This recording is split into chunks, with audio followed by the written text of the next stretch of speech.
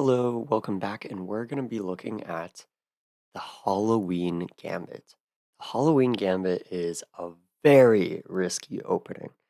It's one of the few, or if any, openings that you sacrifice a piece within the first four moves. It's crazy. So it just starts very simple: e4, e5, then knight to f3, knight to c6. Very simple stuff, attacking the pawn and then defending it. Then white plays knight to c3, seemingly pretty natural, not doing anything crazy. And then knight to f6 comes, and now this next move is the Halloween Gambit. We have this four knight setup, and now white sacrifices the knight. Knight takes e5. This knight is completely hanging. It's a totally free knight, but white is sacrificing the knight because white is saying, all right, you can have my knight, but I'm going to get these two pawns in the center, and I'm going to get to develop and castle very quickly. So I'm going to have good control of the center and have a lead in development, just totally dominating in all of the opening principles. So black has to be very careful. Black is much better, but if you're not careful, things can go poorly very quickly. For example, if you just went back to c6, this seems pretty natural, but actually causes black a little bit of trouble because after d5, the knight has to move again. And if you move it somewhere like e5 again, then f4 comes and you lose a lot of time moving this knight around. And white is going to be able to castle very quickly and push these pawns down the board, try to take advantage of the fact that your king is in the center and theirs will not be. So this can be very dangerous. It's probably still holdable for black, but it's very risky. There's a lot of ways you could go wrong. So instead of knight to c6 here, it's actually better to bring the knight to g6, where it's not going to be kicked around right away. And after knight to g6, white likes to kick our other knight around. They can't play d5 to kick this one out, so they're going to play e5 and kick this one out. So unfortunately here, our knight is really low on squares. Can't go here or here because of this knight. It's covering those squares. And then I can't go here or here because the queen is covering those squares. So unfortunately, we have to undevelop. We have to bring our knight back to its starting square. And it's not a happy move to make. White should be pretty happy seeing his opponent set his pieces back up for the next game. But black does have a lot of counter chances in return. So let's see how this can continue. After knight to g8, white might play bishop to c4. So bringing the bishop towards the center, getting ready to castle next turn. And after this move, we're going to play a very common move. We've seen this move against pretty much any gambit, any of these counter aggressive openings videos, we've seen this move. It's d5. So d5 in this position is a pawn sacrifice.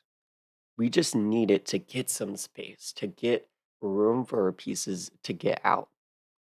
So d5 completely hangs this pawn. It's not defended. He can just totally take it like this.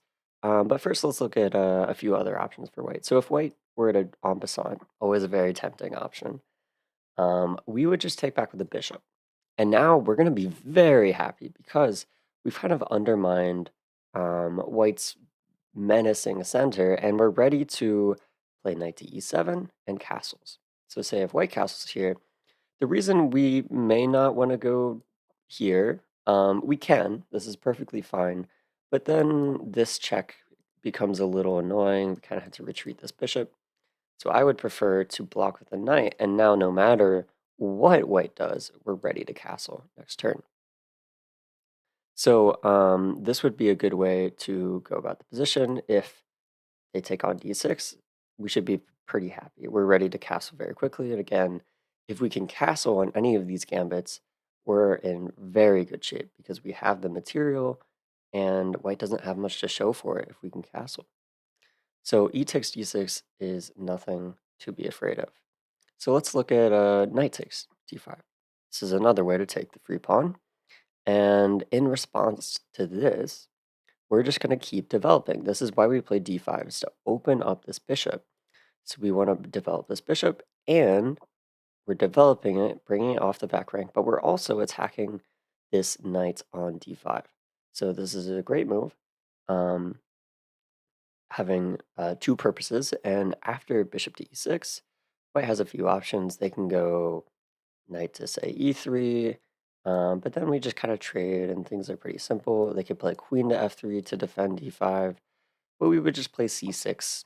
And then once this knight moves, we can actually grab this pawn on d4. And that's a very, very important pawn. Once this pawn falls, everything kind of collapses for white. So black is in very good shape after bishop to e6 here, because we're kind of fighting back. We're developing our pieces, and we're creating our own threats. White is not the one having all the fun. So the best move after d5 here is actually bishop takes d5. So bishop takes d5 can easily be kicked out with a move like bishop e6, because bishop e6 undefends this pawn on b7.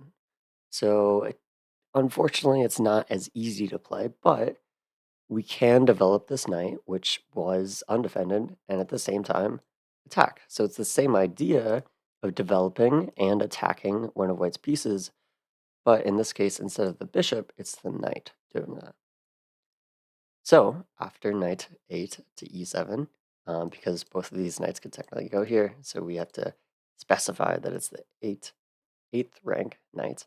After this move, white either has to move this bishop, or could also pin this knight. You wouldn't want to play a move like queen to f3, because then we would just take on d5, and again be pretty happy with this position after a move like c6 and taking on d4. So instead of queen to f3, white kind of has to, again, move the bishop or pin it. So after bishop to b3, if they move the bishop, white still has some good pressure on this diagonal, good control of the center, but we can fight back. We can play knight to f5. And again, this is the base of white's pawn chain. If we can win this pawn, white's structure begins to fall apart, and we're going to be in very good shape. So knight to f5 is a very dangerous move. Can't really push it forward, because if they push, we would be able to take here because this pawn was defending that. So knight to f5 is a difficult move to deal with. It's not easy to defend this pawn, and we should have good pressure against white's strong center, and still be able to castle very quickly. So after knight to f5, I believe black has a great position and is well on his way to winning the game.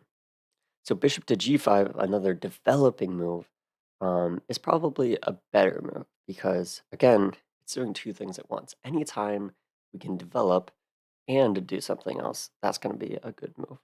So white is developing and dealing with this threat by pinning the knight. So we can't take now because our queen would be taken. So after bishop to g5, this pin's really annoying. We really want to get out of this pin. So we actually just play queen to d7. So you might be asking, well, why not play like h6 or something? Like, because this bishop can't really go back, right? That's where it's protected.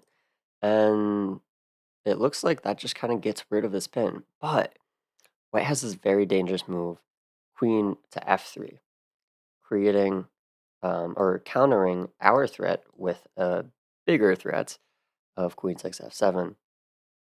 So this would be a very annoying move to face. So we want to avoid that if possible. So we play queen d7, because after h6, we're still not threatening this. This bishop has to move out of the way first, so that gives him time to play a move like queen to f3. But after queen to d7, a move like queen f3 just doesn't work, because we could just take on d5. So pretty complicated position, when you get into the weeds of it, but the bottom line is our knight is pinned, we get out of the pin. So in this position, again, queen f3 just doesn't really work. We're just going to take. t4 is very weak. and we should be very happy with that. And then if we move like bishop to e4, again, we want to find ways to attack the center. So here, we're going to play the move knight to f5. And again, it's very, very difficult for white to hold on to this strong center. We're attacking this d4 pawn twice, and it's only defended once. So it's going to be very difficult for white to do anything. Um, really, the only legitimate way to protect it would be to play like knight to e2, but that's retreating a piece that's already developed. That's not a good move or a move that white wants to play. And in response, we can continue to break down the center with a move like c5. c5 is a very strong move because, again, this is the base of the pawn chain. If we can take away that base, take away that concrete foundation, the whole house starts to fall apart. e5 would be taken. It's just no good. So the ideas here, just to kind of recap, is we're not going to be afraid to take this piece. And instead of going back to c6, we actually want to go back to g6, where it's not going to be attacked again. And then, unfortunately, we have to play this move knight to g8, but we're going to counter back in the center with this aggressive move d5. And after this move, we should be able to develop and castle relatively easily and hold on to our extra piece. So this is how to counter the Halloween Gambit with black. Comment down below if you have any questions, and thank you for watching.